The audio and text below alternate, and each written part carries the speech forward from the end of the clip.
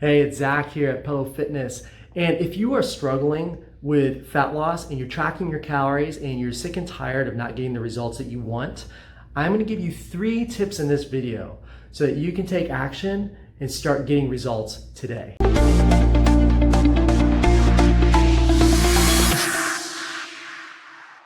Hey, so if you are struggling with tracking and not losing weight, one of the first tips I can tell you is to first figure out what your total daily calorie expenditure is. So how many calories you burn each day. And you can do this, but there's a lot of calculators out there. That's going to be the easiest way.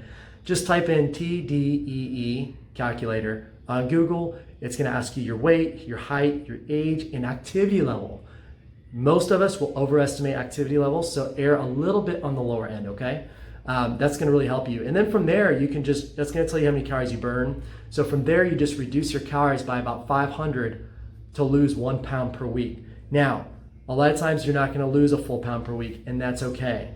Now, what's an appropriate rate of fat loss? About 0.5 to 1% of your body weight per week, okay? Women closer to 0.5 probably, guys closer to 1%. Now, you can go higher than that, that's fine, but it's going to be a lot more challenging. Your calories are going to be pretty low. So don't be in a rush. Really set realistic goals there, okay? Now, the second tip I can give you is to look out for hidden calories. I think this is huge, okay? And 100 calories makes a difference.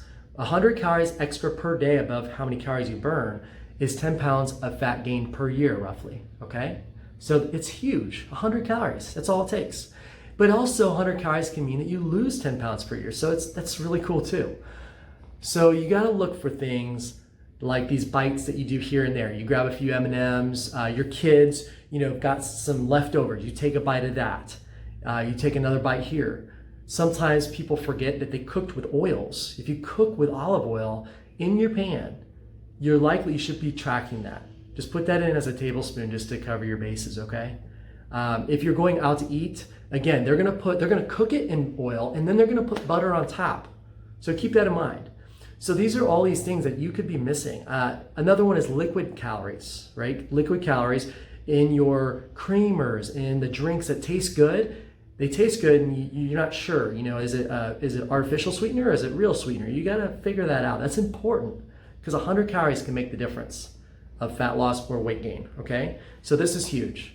The third thing, this one's really important as well, and that is measure what you can measure, okay? So if you can measure your food, preferably with an electronic scale, okay? Electronic scale is always more effective than measuring cups.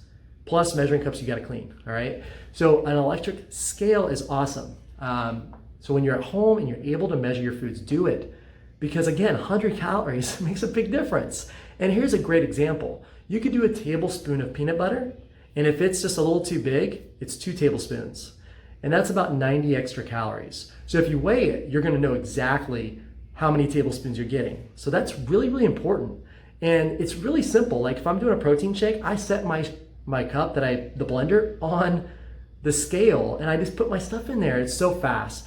And a lot of times, here's another great thing about using a scale, is if you have a recipe that you like the flavor of, it makes sure that it's consistent.